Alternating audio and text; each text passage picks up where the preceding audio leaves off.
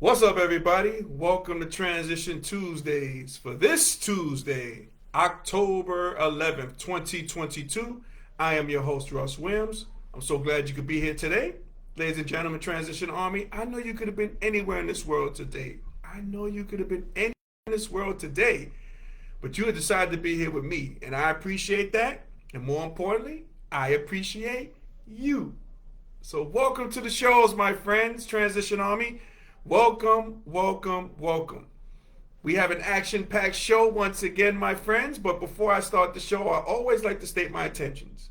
And my intention is to give you the opportunity to laugh, smile, think, and engage in honest conversations about your life's transitions. So that's what we do here on Transition Tuesdays. Man, we have a doozy on this 11th day of October, my favorite number 11. And speaking of my favorite number, I'll be remiss if I don't mention my good friend Kawan. Today's his birthday. Happy birthday, dog.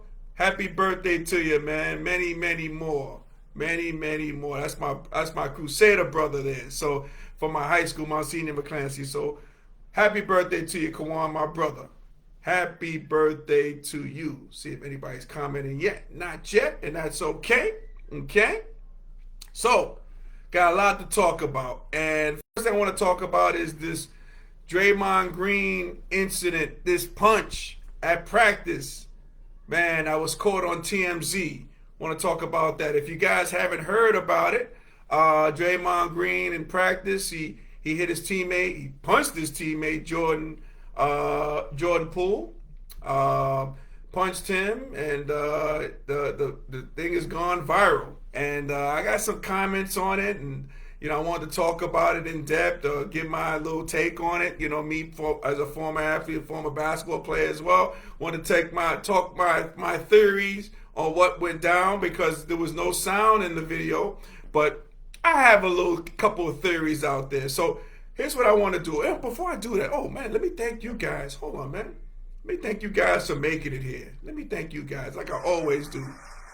I appreciate you guys coming to check the show out each and every Tuesday at Transition Tuesdays. So I'm going to give you guys your applause before we begin. So thank you. Thank you for joining me, man. Guys. Thank you guys for joining me. I really appreciate it. Thank you, thank you, thank you. Okay, we got Felicia joining us from The Rock. She says, oh, sugar, checking in from Rockville, Maryland. What's going on, Felicia, on the check-in? Welcome to Transition Tuesdays. Welcome, welcome, welcome.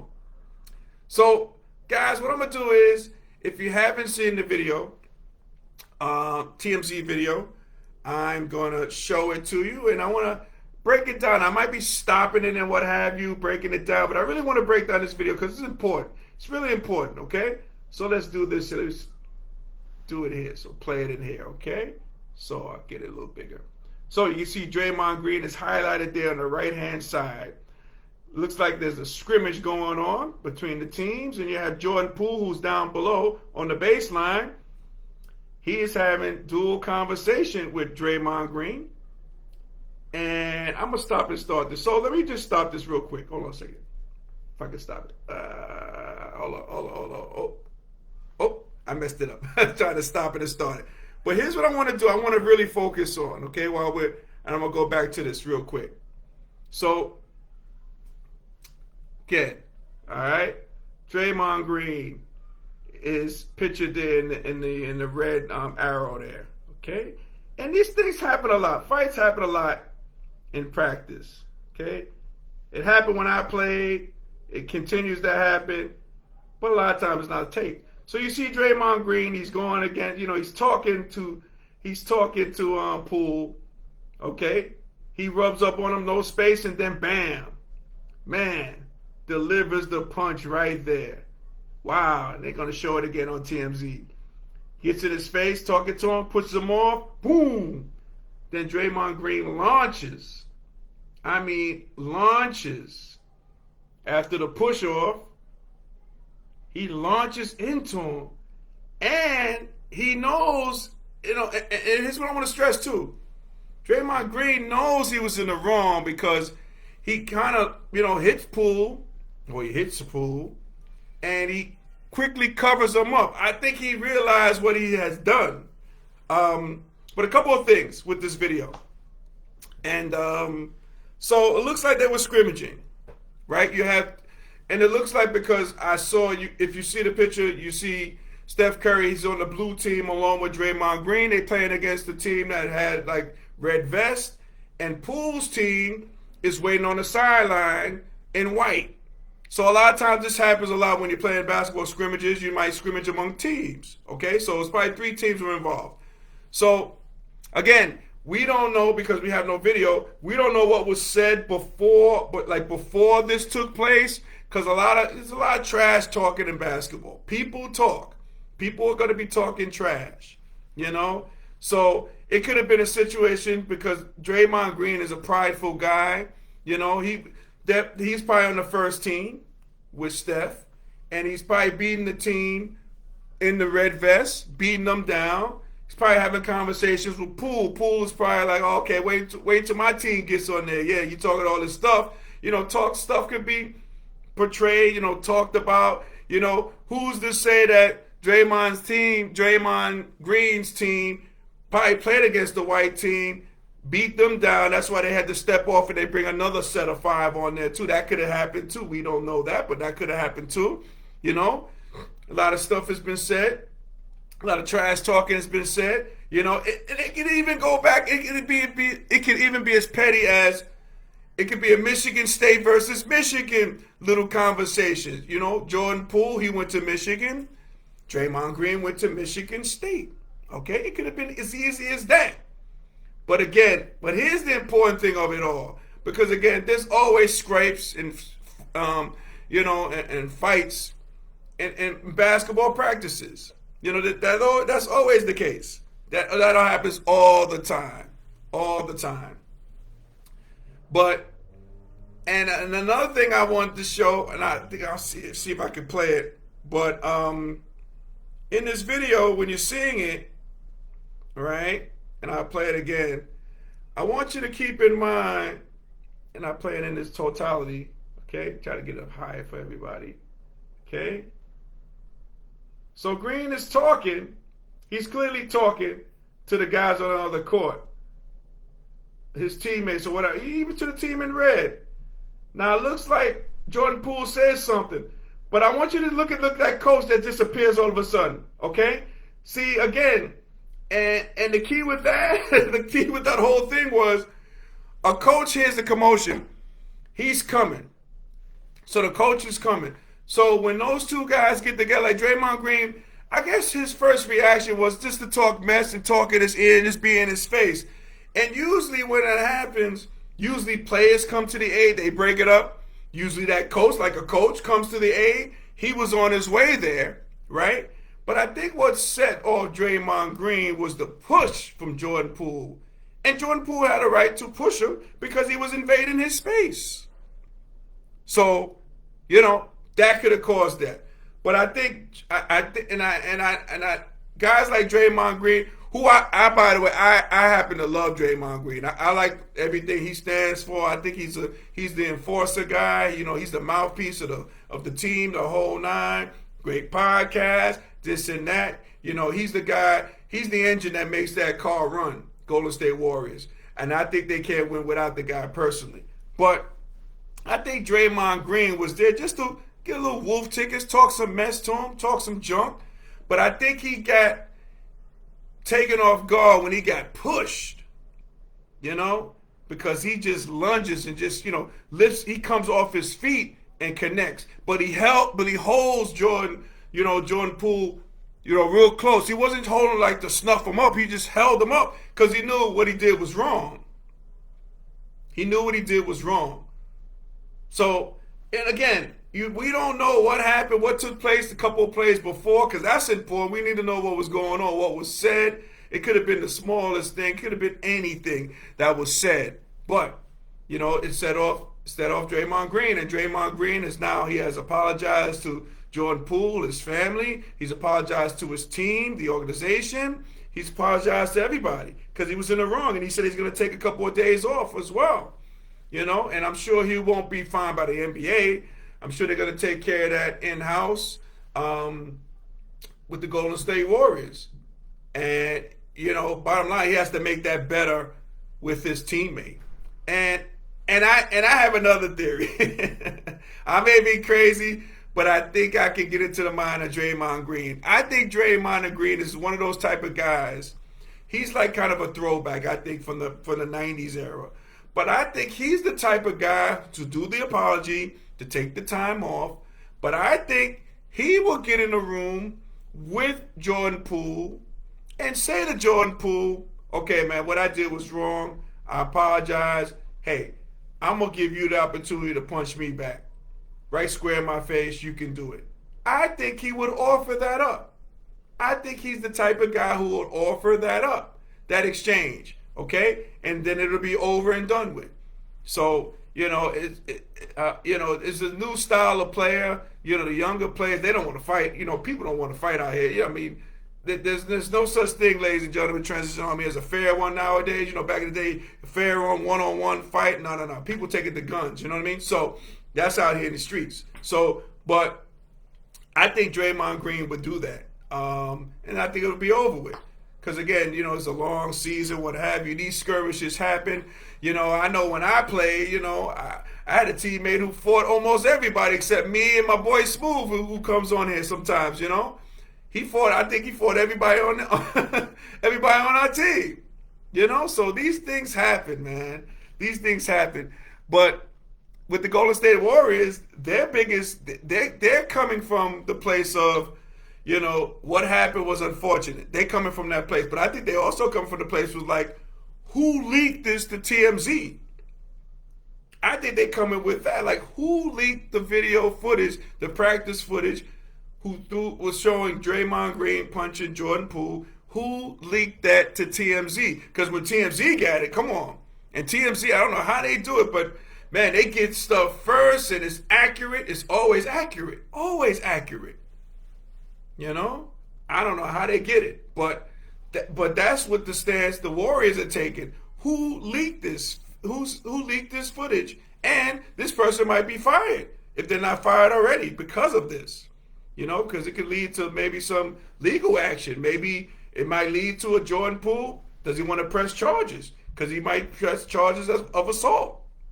It could be something like that. I don't know.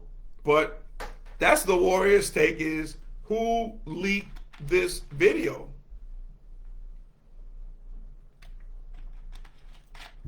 But these things happen all the time, Transition Army, but it's not usually taped, and that's the difference. So who leaked it? But we will still see. The season starts next week, actually. So bygones to be bygones.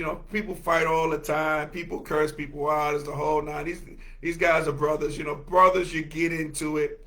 But you don't like to see the punch by Draymond Green. But again, we don't know what was said beforehand, and I think, I think Draymond, if I could be in the head of Draymond Green, I think originally he just came there to give him some little talk some mess to him, talk this and that and this, and then it's broken up. But I think when he was pushed, that kind of set him off. I think that set him off. So we shall see. We shall see on that. We shall see. But it's just so interesting. So interesting. Caught on video. The whole act was caught on videotape. So let's change gears, guys. Let's transition here on this Transition Tuesdays. I want to transition to this Alabama Senator, Tommy Tuberville, and the comments this guy has made. And I want to read this from a reliable source here. So, talks about Republican Senator Tommy Tuberville of Alabama, okay, who was formerly the coach of Auburn football, okay. Tommy Tuberville of Alabama is coming under criticism for racially charged comments he made this weekend claiming Democrats, okay. So again, right now we're in the midterms, less than 30 days, I believe it is. So this is all, political based.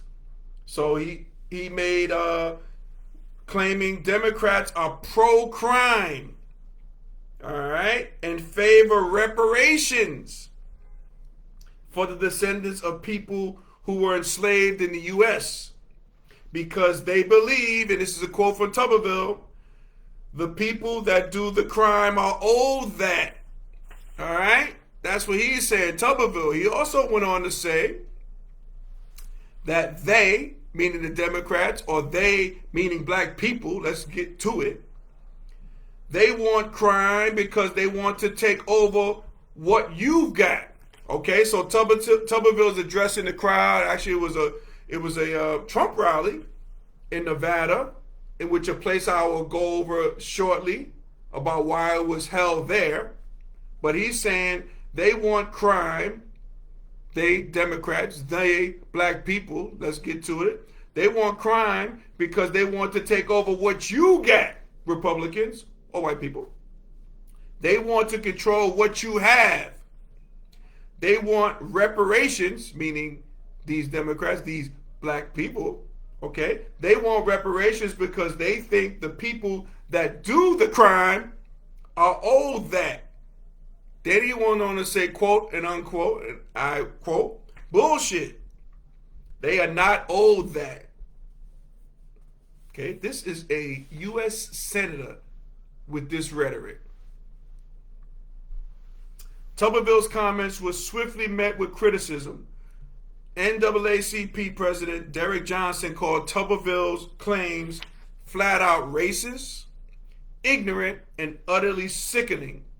Now he's quoted as saying, his words, Tuberville's words, promotes a centuries-old lie about black people that throughout history has resulted in the most dangerous politics and violent attacks on our community. We've seen this before from the far right, and we've seen that we've seen what they can do when they take power. Next time the Senator Tuberville wants to talk about crime, he should talk about Donald Trump's hate-fueled rally on January 6, 2021, and the attacks that followed. Good point. Perhaps the real criminals are in his orbit. All right, so that's coming from the president of the NAACP. And the good Reverend Sharpton, he commented and saying that Tuberville's comments are factually off and people in Alabama ought to be offended. So this is Tuberville. You know, we're in the midst of a midterm election. This is a guy who is first term in the Senate. Okay. And I want to talk to the people of Alabama.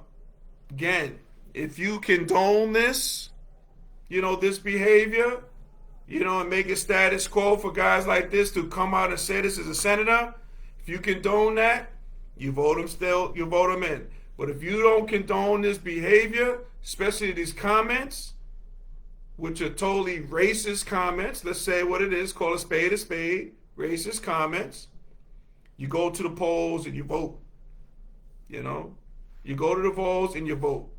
I mean, there's no place for a senator to be saying this personally. No place for a senator to be having this rhetoric at all. I know we're close to midterm elections, and again, race is going to play a place in this with all these elections and everything like that.